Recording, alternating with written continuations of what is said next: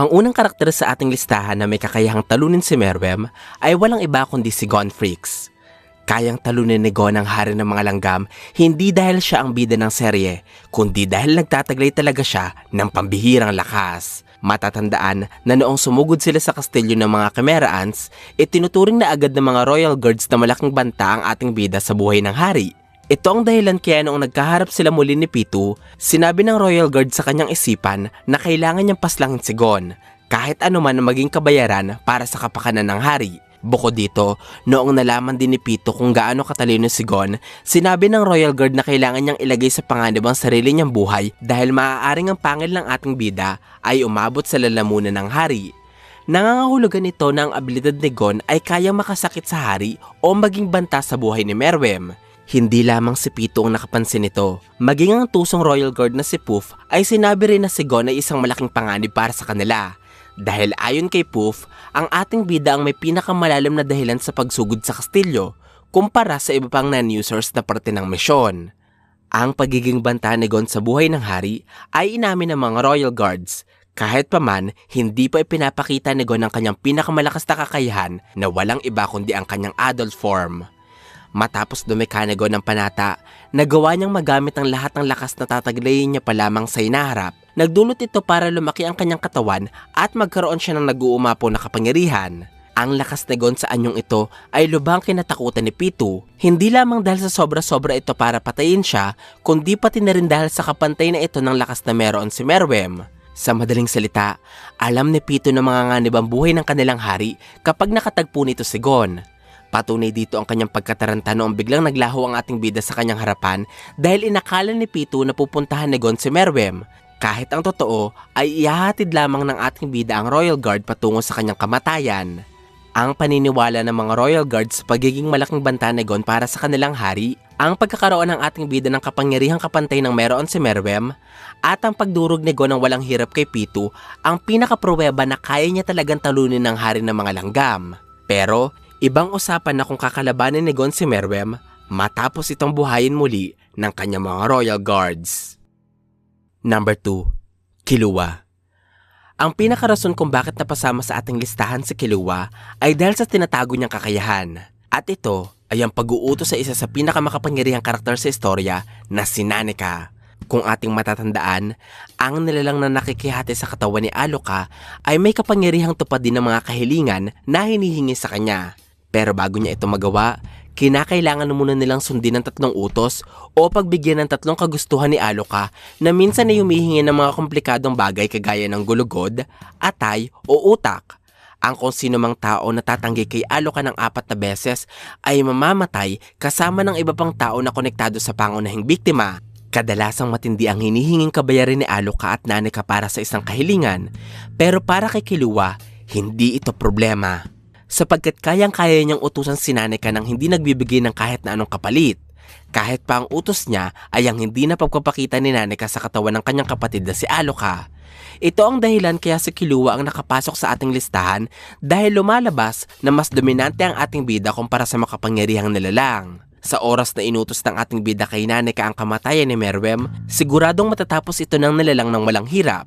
Una ay dahil naipakita sa kwento na kaya ni Nanika ang gumawa ng mga himala sa pamamagitan ng Nen. Halimbawa dito ang pag-alis ng sumpang dulot ng panata na nilikha ni Gon. Pangalawa, sinabi ni Killua na ang kahilingang kayang tupadin ni Nanika ay walang hangganan. At pangatlo, natural na mas malakas ang lahi ni Nanika na tinatawag na Ai kumpara sa lahi ni Meruem o ng mga Chimera Ants. Ang mga Ai ay kasama sa 5 threats ng Dark Continent at merong level 8 threat classification. Samantalang ang mga Chimera Ants ay nabibilang lamang sa level B at hindi nakasama sa 5 threats ng Dark Continent. Maaaring dahil sa utos ni Killua, papaslangin ni Nanika ang hari ng mga langgam sa pinakaposibleng paraan. Maaaring magpadala siya ng sangkaterabang miniature sa kastilyo ni Meruem at sabay-sabay na pasabugin ito. Pwede rin naman paslangin niya ang hari sa pamamagitan ng pagdala dito patungo sa kalawakan, malapit sa araw. At posible rin na patayin niya si Meruem dahil sa atake sa puso. Hindi tayo tiyak kung paano ito magagawa ni Nanika, pero sigurado akong hahanap ng paraan ng kanyang kapangyarihan upang tupadin ang utos ni Killuang patayin si Meruem, kahit gamit pa ng hari ang mas pinalakas niyang anyo. Number 3. Jing Freaks. Kung nakapasok ang ating bida na si Gon sa ating listahan, hindi syempre pwedeng mawala ang kanyang ama na si Jing sa mga Nen users na pwedeng tumalo kay Meruem. Si Jing ay isa sa pinakamagaling na hunter sa buong Hunter Association. Patunay dito ang pagiging kwalipikado niya para maging triple star hunter.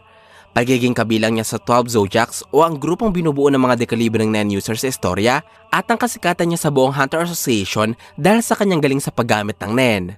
Ayon kay Isaac Netero, si Jing ay kabilang sa 5 pinakamagaling na Nen users sa buong mundo. Ito ang dahilan kaya nagawa niya makalikha ng isang laro na pinapatakbo ng Nen. Ito rin ang rason kaya naging eksperto sa paggamit ng kapangyarihan ng kanyang mga estudyante. At ang pagiging isa sa pinakamagaling na Nen user ni Jing ang dahilan kaya napumunuan niya sa ngayon ang Beyond Expedition Team, ang grupong binubuo ng mga talentadong Nen users na may mga kakayahang magagamit sa Dark Continent, ang lugar kung saan ang galing ang lahi nila Meruem. Ang pagkakaroon ni Jing ng walang katulad na galing sa Nen ay sapat ng dahilan para isama siya sa ating listahan. Pero upang mas mapatibay pa ang ating paniniwala na kaya talaga ni Jing na talunin si Meruem, ay babanggitin ko ang isa niya pang espesyal na kakayahan. At ito ay ang mga opya ng mga Nen abilities na tumama sa kanyang katawan. Kung ating babalikan, nagawa ni Jing na magaya, magamit at mas mapalakas pa ang abilidad ni Leorio na may pangalang Remote Punch matapos siyang tamaan nito sa Chairman Election Arc. Kung magagawa ni Jing na makopya ang ilan sa mga pinakamakapangyarihang abilidad sa istorya at mas mapalakas ito sa tulong ng kanyang talino sa Nen, siguradong wala talagang laban sa kanya si Meruem. Isipin na lamang natin kung gagamitin niya ang Remote Punch laban kay Meruem, pero imbis na simpleng suntok, magpapadala siya sa hari ng mga langgam ng isang kamao na mas pinalakas na mga enhancer abilities, kagaya ng Reaper Cyclotron mula kay Finks na napaikot niya ng mga 100 beses, o di kaya yung Jajan Kenrak ni Gon na binuhusan ng sangkaterabang Nen. Pwede rin gayahin ni Jing ang hakwari ni Knuckle at ang 3 disembodied hands ni Shoot.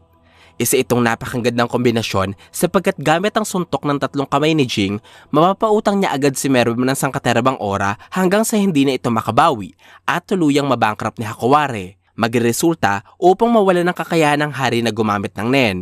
Kung mabibiguman si Jing sa pagbankrupt sa hari, pwede niya namang nakawin ang mga parte ng katawan nito gamit ang Hotel Rafflesia. Kailangan lamang tanggalin ni Jing ng mga galamay ang hari upang hindi na ito makagalaw. Bagay na kayang-kaya niya gamit ang 2 kapangyarihan na kanyang kinopya.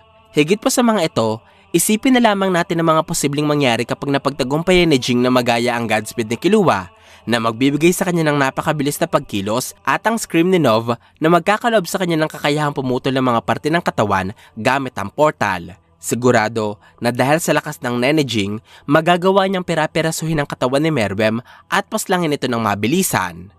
Marami pang abilidad na pwedeng gayahin si Jing upang talunin si Meruem, pero ang interesante dito, hindi natin alam kung kailangan niya pa talagang gayahin ang Nen abilities ng ibang Nen user upang tapusin si Meruem. Sapagkat dapat nating tandaan na ang pagkopya ni Jing sa iba't ibang abilidad ay isa lamang sa kanyang maraming kakayahan at hindi ang kanyang sariling Nen ability.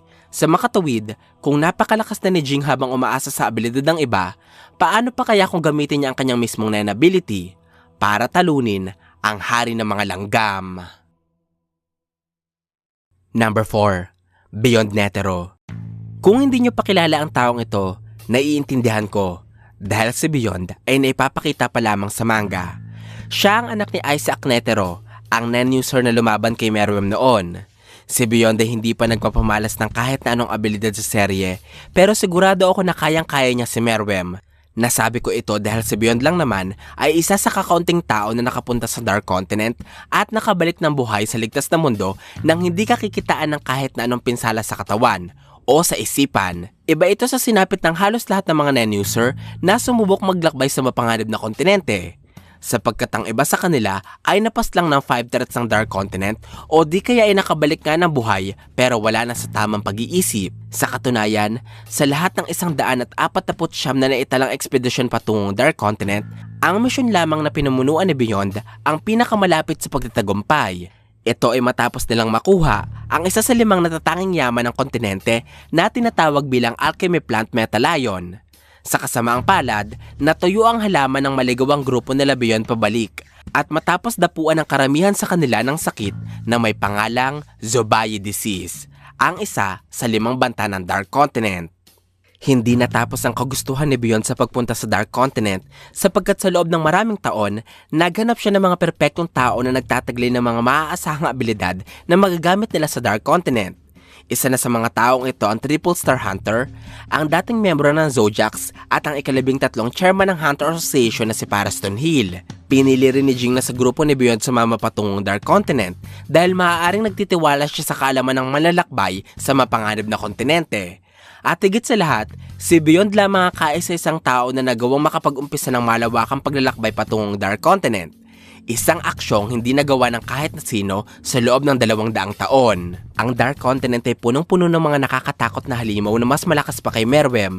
Kaya kung nagawa ni Beyond na makapunta sa Dark Continent, makuha ang ninais nilang kayamanan, makabalik ng buhay sa ligtas na mundo, at makapag-umpisa muli ng malaking expedition papunta sa Dark Continent, nangangahulugan ito na wala lamang kay Beyond ang mga malalakas na halimaw na kagaya ni Meruem.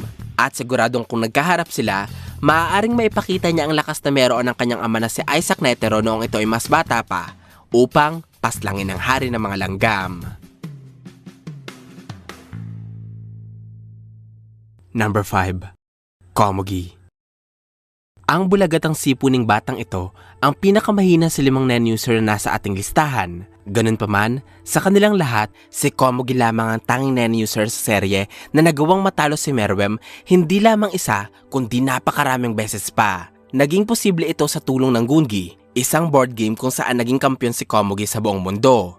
Kung ating babalikan, habang hinihintay ni Meruem matapos ang selection o ang pagsala ng mga Royal Guard sa mga taong kakainin niya, nagdesisyon si Meruem na paunlad din ang kanyang taktikal na husay sa pamamagitan ng paglalaro ng board games. Kinalaban ng hari ang iba't ibang kampiyon ng chess, shogi at go. Natalo niya agad ang lahat ng mga ito at dahil hindi pa kontento, kinalaban naman ni Meruem ang kampiyon ng Gungi at ito nga ay si Komugi. Sa kanilang paglalaro, paulit-ulit na tinalo ni Komugi si Meruem, bagay na tinanggap ng hari sa umpisa bilang isa siyang baguhan sa Gungi. Subalit makalipas ang ilan pang laro, nakaramdam na si Meruem ng pagkairita dahil sa tuwing matatamasa na niya ang kanyang pagkapanalo, siya ka naman naglalabas si Komugi ng mga taktikang tumatalo sa hari. Dumating sa punto na nag-isip na ang hari ng ibang estratehiya sa pagtalo sa kampiyon ng Gungi at ito ay ang paggamit ng takot at dahas. Subalit, muling napatunayan ni Komugi na iba siya sa lahat ng taong nakilala ni Meruem noong ipinusta niya ang kanyang sariling buhay bilang kabayaran kung sakaling matalo siya sa Gungi. Humanga si Meruem sa kawalan ng takot at kawalan ng matinding pagnanais ni Komugi, kaya inamin ng hari ang kanyang pagkakamali sa pagpasok ng madaming taktika sa kanilang laban at pinutol niya ang kanyang sariling kamay bilang kabayaran. Ang pinsalang natamo ni Meruem ay hindi nagawa ng kahit na sinong nen-user na umatake sa kastilyo. Tanging si Komugi lamang ang kayang makapagdulot nito. Sa puntong ito ng istorya, nalaman natin na kung hihingiin ni Komugi ang buhay ni Meruem bilang kabayaran sa pagkapanalo sa Gungi, susunod ang hari at handa siyang wakasan ng kanyang sariling buhay sa oras na matalo. Si Komugi ang kauna-unahang tao na kayang gumawa nito. Siya ang unang tao na nakapag-utos kay Meruem. Siya ang unang taong naka-impluwensya sa hari at si Komugi ang kauna-unahang tao na nirerespeto ni Meruem. Siya ang unang tao na nagparanas ng pagkalito sa isipan ng hari, ng matinding pag-aalala, ng hindi maintindihang paghanga, ng tunay na kasiyahan at ng walang hanggang pag-ibig. Si Komugi ang kauna-unahang tao at ang tanging nen-user na kinumpirma ng istoryang may kakayahan na talunin ang hari ng mga langgam na si Meruem. Ang 5 nen-user na aking nabanggit ay nasama sa ating listahan dahil meron silang mga natatanging kakayahan na kayang ipangtapat sa nag-uumapaw na kapangyarihan ni Meruem. Pero naniniwala ako na sa usapin ng nen, lahat ng bagay ay posibleng mangyari. Depende sa gumagamit ng kapangyarihang ito. Kaya sigurado ako na marami pang nen-user na kayang tumapat kay Meruem. Nagkataon lamang na hindi pa sila ipinapakilala ng kwento o hindi pa ipinapakita ng serye ang kanilang tinataglay na kakayahan. Kung sa tingin nyo ay may iba pang nen-user na dapat akong idagdag sa ating listahan, sabihin nyo lamang ito sa ating comment section at pag-uusapan natin kung isa nga ba sila sa mga nen-users na kayang tumalo kay Meruem.